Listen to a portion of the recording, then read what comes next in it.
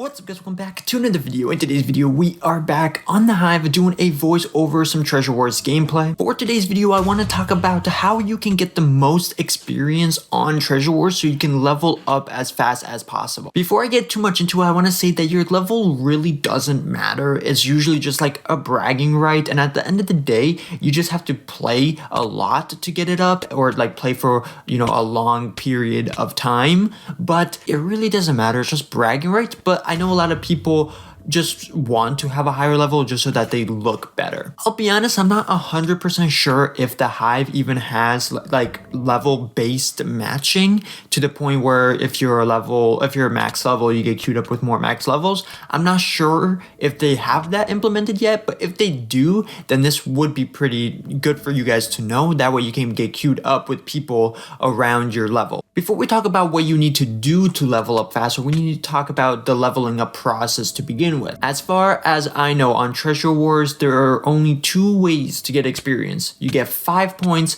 for killing someone who's not a final kill, and then you get 10 points for killing someone who is a final kill. I do not believe that you get any experience points from winning a game. That doesn't seem like something that's ever come up. But maybe that will be something that they change in the future. So at the time that I'm recording this, I do not think that that is a feature, but I could be wrong. But at the moment, I don't think it is. Okay, so now let's talk about what you can do to get experience faster. We already mentioned that final kills are worth twice as much as regular kills. So then is the strategy to go for only final kills, or it's just one of those things that we need to talk about? So if you were to go around everyone's base and kill everyone and get the final kill, you would have 70 experience points for that game.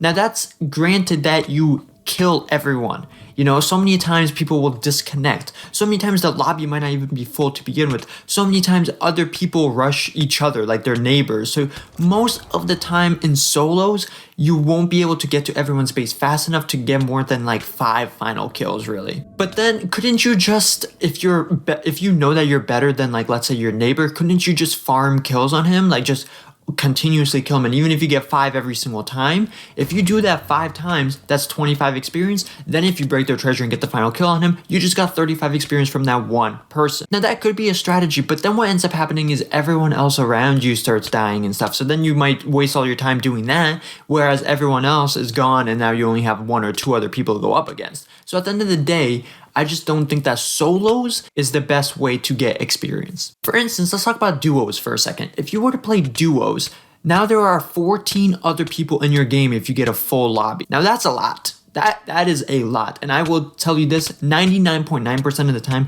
you will not get 14 final kills on duos, just because, once again, other people are in the game, other people interfere with you doing that, you know, it's just not gonna happen. But what could happen is let's say you go over to someone's base, right, and you kill both of them, right, you get 5 points each, so that would be 10 points, right, then you don't break their treasure, and as they don't have any sword or anything, you kill them again. Now you just got 10 more points. Now let's say you break their treasure and kill them once more, you just got 40 points from one team. And that's something that could easily be repeated on other teams as well. So with that logic, in my opinion, I think duos is much better than solos when gathering experience. But the reason why so many people don't like duos is because that hardly ever happens. Most of the time in duos, people like just fall off the edge, teams die, or you have like really sweaty teams, and it's just really, really difficult. And also, if you have a bad teammate, that makes it very difficult to initially like get gear, and you know, you only have 1 generator and stuff. So duos is actually not the best. The best way to get experience on the Hive, I'm going to tell you guys that right now. You guys waited to listen to me ramble, but the best way is to play trios. The reason why is because you only have 3 other teams, and each team has 3 people for a total of 9 people in the game. Now that might not seem like a lot. You're like, well, that's almost the same amount of people as in solos, but here's where it gets interesting. If you break someone's treasure, you could get 3 final kills per treasure.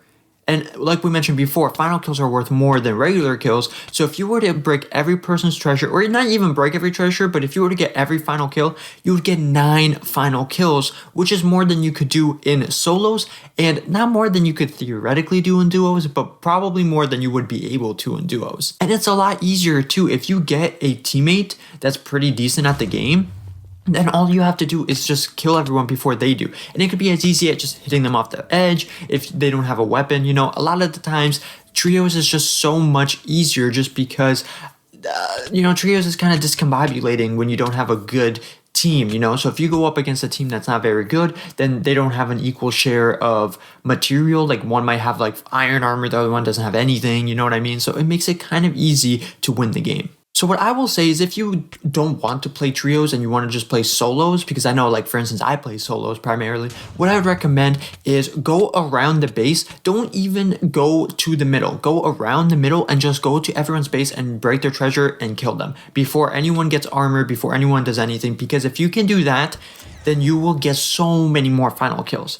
Now, the only way that works is if you're good enough at PvP, because obviously, you can get 3 hits just as easy as they can get 3 hits, you know what I mean? So you have to make sure that you won't die, but that could be a strategy. I want to conclude that you can do all of the things that I talked about, going to everyone's base, getting all the final kills, playing trios, doing all that. But at the end of the day, you will not get a lot of experience if you do not play every single day. And here's why. When you log in on the Hive, I saved this for last just because the people who stick through the video will get this, like, this big tip. If you log into the Hive, you can notice that every single day you log in, you get a login bonus. And what this does is it gives you extra XP per game. For instance, if you log in 3 days in a row, you'll get a 3% experience boost. If you log in 4 days, 4%, and it goes all the way up to 10. If you log in 10 days straight, you will have a 10% XP bonus. And this is important because that is a lot. After 10 days, you don't get any more, like you won't get 11%, 12%, you just kind of stick at 10%. But this is pretty significant because if you can keep that 10% going for a week, for a month, you will get a lot, and I mean a lot more experience than someone who doesn't and just gets the regular XP. You know what I mean? If they play every other day, every other day is pretty good, but they're only getting 1% experience. They're not even getting any bonuses. So even if you don't play every single day, log in on the server and just go around the lobby real quick and then just leave. That's all you have to do. And then you can get that 10% easily. But with that being said, guys, I think we're going to stop it here. If there are any other tips or tricks for treasure war specifically, this was treasure war specific, let me know down below, guys, because this is basically the way that I understand to get XP. And it's kind of the way that I've been able to go from 20 to 41 within a month's worth of time, which might not seem like a lot, but I only play for like 30 minutes to an hour every single day. So I've been utilizing this to get experience in an efficient manner. Thank you all so much for watching this video. I do really appreciate each and every one of you guys that sit through the video all the way till the end. It really does mean a lot to me. So thank you guys all so much for that. Thank you for the support on the channel as a whole. We've been doing a lot better lately and it's been just so encouraging, and I do really appreciate it so much, guys. But with that being said, thank you all so much for watching. Have a safe and enjoyable rest of your day, and I'll see you guys in the next one.